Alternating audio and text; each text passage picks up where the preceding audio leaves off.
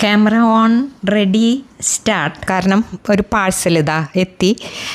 അപ്പം അത് ചെറിയ സീഡ്ലിങ്സാണ്. ചെണ്ടുമല്ലിത്തൈ ഉണ്ട് 20 എണ്ണം, ജമന്തി, പെറ്റൂണിയ, വിങ്ക, ഡയാന്തസ്, പിന്നെ എല്ലാത്തരം പച്ചമുളക് തൈകളും, അതായത് അവൈലബിൾ ആയിട്ടുള്ള 10-12 ഇനം പച്ചമുളക് തൈകളും നമ്മൾ ഓർഡർ ചെയ്തിട്ടുണ്ടായിരുന്നു.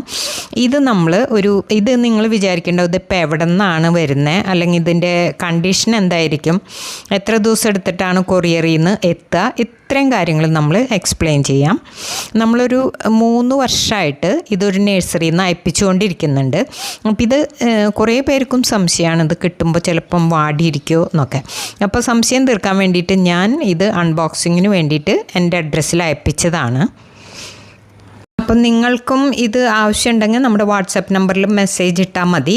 അപ്പം നിങ്ങൾ ശ്രദ്ധിക്കേണ്ട ചില കാര്യങ്ങളുണ്ട്.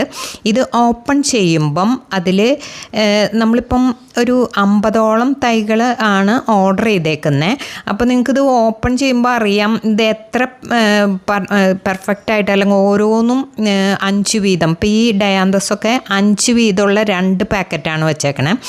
അപ്പം പിന്നെ അതുപോലെ ചെണ്ടുമല്ലി 20 എണ്ണമാണ് പറഞ്ഞേക്കുന്നത്. അപ്പോൾ ഇതൊക്കെ ഇതിൽ ഉണ്ടോ എന്നുള്ളത് നമ്മൾ ചെക്ക് ചെയ്യണം. അതുപോലെ പച്ചമുളക് തൈ, അപ്പോൾ ഒരെണ്ണത്തിൻ്റെ പ്രൈസ് 8 രൂപയാണ് നമ്മൾ വാങ്ങുന്നത്. പിന്നെ പ്ലസ് കൊറിയർ ചാർജ്.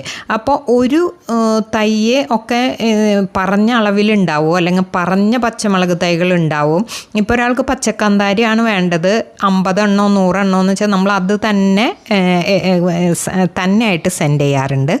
അപ്പോൾ ഇത്രയും എഫിഷ്യൻസിയിൽ പോകുമ്പോഴും ചിലപ്പോൾ ഇത് നിങ്ങൾ ഒന്ന് നോക്കിക്കോളൂ. ഇതുപോലെ എടുത്തെടുത്ത് വയ്ക്കുമ്പം ഇതിലൊരു മിസ്റ്റേക്ക് സംഭവിച്ചിട്ടുണ്ടായിരുന്നു. അതായത് ജമന്തി നമ്മൾ 10 എണ്ണം പറഞ്ഞിട്ടുണ്ടായിരുന്നു. അത് വേറൊരാൾക്ക് വേണ്ടിയിട്ടാണ് പറഞ്ഞത്. അപ്പോൾ ഇവിടെ ഒന്നിച്ച് നമ്മൾ പാഴ്സൽ വരുത്തിയിട്ട് അതിൽ നിന്ന് കൊടുക്കാമെന്ന് വിചാരിച്ചു. ഞാൻ നോക്കുമ്പം ജമന്തി തൈ മാത്രം വന്നിട്ടില്ല. അപ്പോൾ ഇതിൻ്റെ ഫ്രഷ്നെസ്സൊക്കെ ഒന്ന് നോക്കിക്കോളൂ.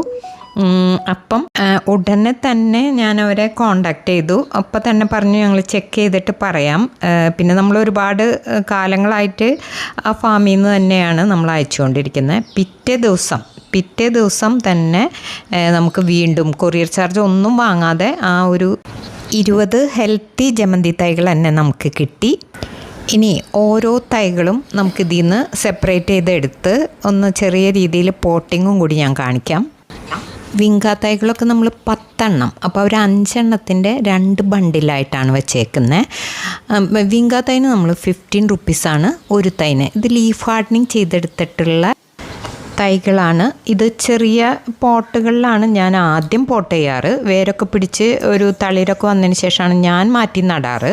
തെർമോക്കോള്, അതായത് ഇഷ്ടിക കഷ്ണങ്ങൾ നമ്മൾ ഉപയോഗിക്കില്ലേ, ചെറിയ പോട്ടുകളുടെ അടിഭാഗത്തെ ദ്വാരങ്ങളിൽ കൂടെ മണ്ണിറങ്ങി പോകാണ്ടിരിക്കാൻ ഇഷ്ടിക വെച്ചതിന് ശേഷമാണ് നമ്മൾ പോട്ടിംഗ് മിക്സ് നിറയ്ക്കുന്നത്. പക്ഷേ ഞാൻ പകരം തെർമോക്കോള്, കാരണം ഇഷ്ടികയിലൊക്കെ ചിലപ്പോൾ പൂപ്പൽ വരാൻ സാധ്യതയുണ്ട്. ഈ വിങ്കയ്ക്ക് എപ്പോഴും ഫംഗസിൻ്റെ ഇൻഫെക്ഷൻ വരാതിരിക്കാൻ നമ്മൾ സൂക്ഷിക്കണം.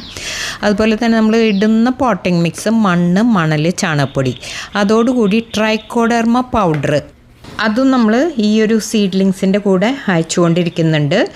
ചെറിയ സസ്യങ്ങൾ പറിച്ച് നടുമ്പം അവയുടെ വേരുകളിലൂടെ പടരുന്ന എല്ലാത്തരം രോഗങ്ങൾക്കും, വാട്ടം, അതുപോലെ തന്നെ വേരുചീൽ, അങ്ങനത്തെ എല്ലാ ഇതുകളിൽ നിന്നും സംരക്ഷണം കൊടുക്കുന്നതോടൊപ്പം തന്നെ നല്ല വളർച്ചയ്ക്കും സഹായിക്കും. അപ്പോൾ നമ്മുടെ വീഡിയോയുടെ വൈൻഡപ്പ് ചെയ്യാണ്. നിങ്ങൾക്കിത് ഇഷ്ടപ്പെട്ടെങ്കിൽ ഒന്ന് ലൈക്ക് ചെയ്യുക, നിങ്ങളുടെ ഓരോ അഭിപ്രായങ്ങൾ രേഖപ്പെടുത്തുക. മറ്റൊരു വീഡിയോയുമായി വീണ്ടും കാണുന്നവരെ നന്ദി, നമസ്കാരം, താങ്ക് യു.